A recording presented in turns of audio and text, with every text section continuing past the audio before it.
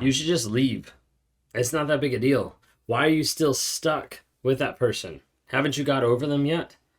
Have you ever heard different phrases like that? Have you ever had people that have been in your life that you viewed as friends or even family that seem to play down the abuse that you've suffered?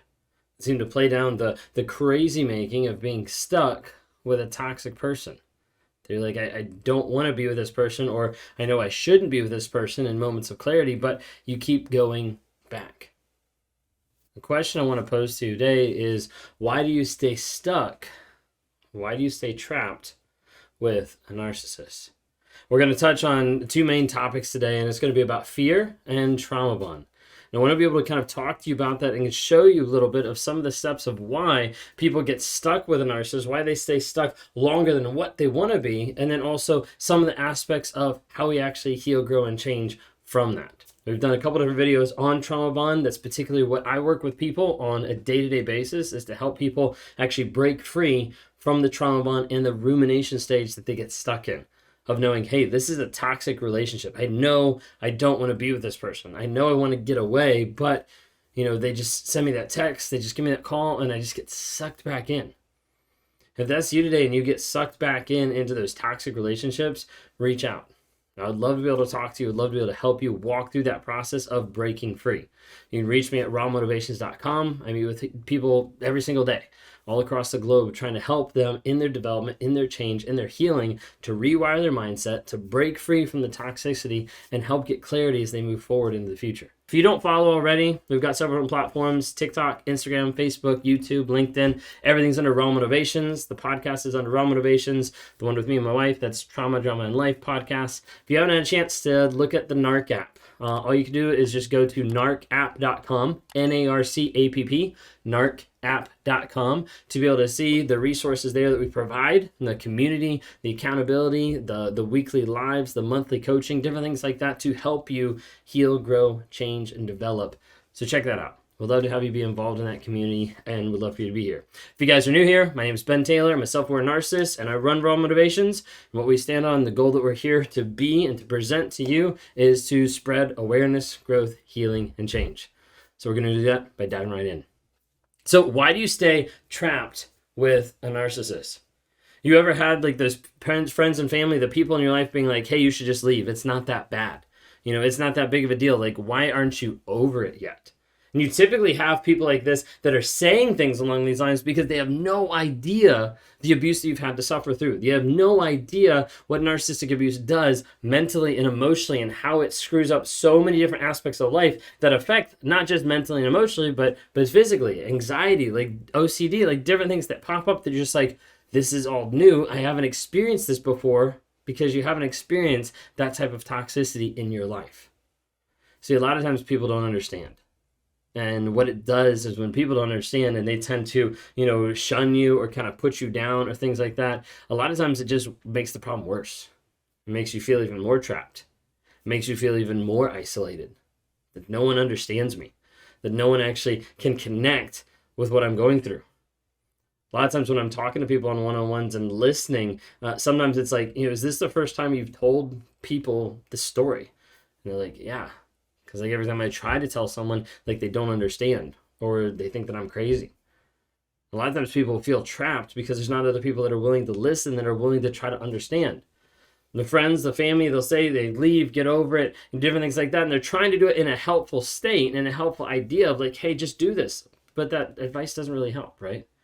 Just makes you feel even more trapped and even more alone. Well, the reason why people are trapped in a narcissistic relationship, probably one of the biggest reasons, is fear. Afraid of the unknown. Afraid of what's going to happen. Afraid of what is coming down the pipe if this keeps going the way it's going. You never know. Is the person that's coming in the door, the toxic person, are they going to be happy, or are they going to get mad? Are they going to flip the switch like really quick and be upset, or are they going to let something slide? Are they going to, how are they going to respond? So a lot of times you have fear in a couple different ways. I've got 6 different ways. So the fear, a lot of times, is based on how the abuser will respond. Are they going to be violent, from a day-to-day? Are they going to be aggressive in what they're saying and what they're doing and how they're screaming at you and different things like that? Are they going to do a smear campaign? Once you leave them, you're like, I'm concerned, like when I leave, I'm going to get smeared. When I leave, they're going to make me look out to be crazy. When I leave, they're going to release videos of us, maybe like private videos or maybe videos that make you out to be the abuser in the relationship because of reactive abuse. A lot of times there's also the fear of how others will judge you.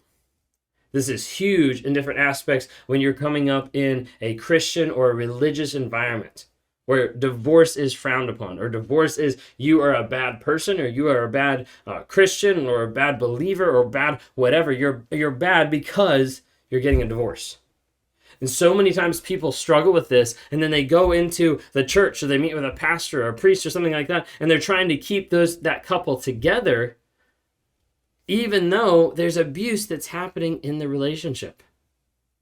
But there's a fear there of, I can't do this because of what other people will think, and how other people, not even the narcissist, how other people will shame me for the things that I'm having to go through, or the things that I'm having to do to keep my peace and to keep my safety.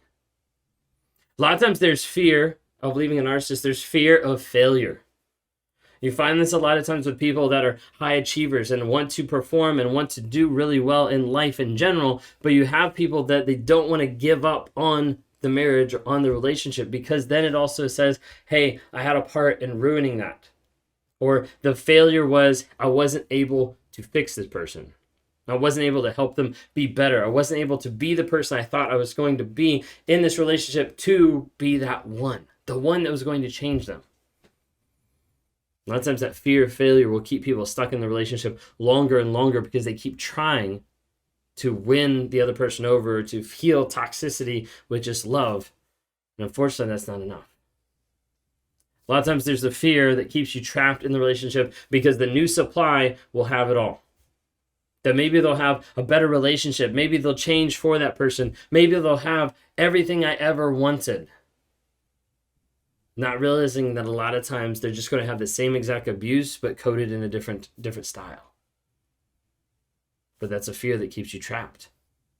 There's a fear of not being able to cope, not being able to stay away, to actually have that no contact and be like, hey, I'm not gonna contact them anymore. A lot of times this is when you've already tried it multiple times, when you've gone back and forth multiple times. You're like, I don't think I can do it. I've already left them and went no contact 25 times, and I keep coming back. And you're worried if you can actually succeed in breaking that no contact and staying free.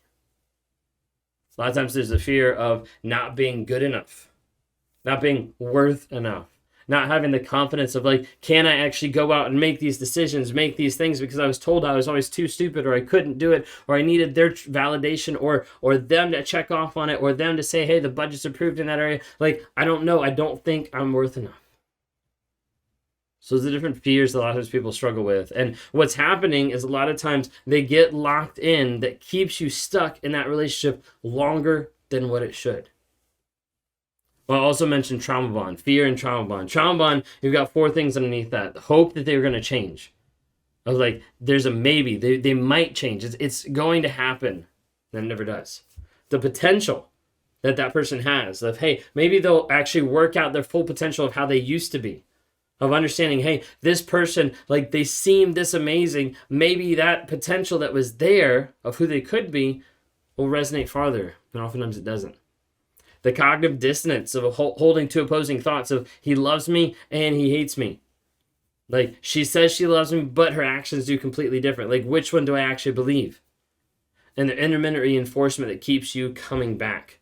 The praising and the devaluing. The idealization, the devaluation. The back and forth, the push and pull that makes you addicted to, maybe I'm going to get praised. Maybe I'm going to get validated. Let me keep trying. So a lot of times people get addicted to gambling, playing the lottery, different things, because they're holding on to a maybe, a possibility, versus the reality of what's actually happening on a day-to-day basis. If you're struggling with any of these things, would love to be able to talk to you, would love to be able to help you walk through the process. But when it comes down to it, it's truth. Understanding the truth of the situation, because that's the only thing that'll start to set you free. Having that acceptance of like, hey, this happened and this no longer defines my worth. This person has put themselves in my life for such a long period of time, making me feel like I'm isolated and that I can't get away and that I can't make decisions for myself. Understanding that's not true. but that's something they've put on you to try to be able to mold you and make you be the servant and the person that they want. It also comes down to rewiring your mindset, changing the mindset of the story that you're believing. And we offer tools to try to be able to help you on that process, because the story you're believing is crucial. If you're believing a story that's based on fantasy, then you'll always go down that road, and you'll never end up living in the truth of the situation. Last thing I want to be able to share with you and let you know today is just simply this. You're not crazy. You're not alone. And you're not hopeless. Reach out for help.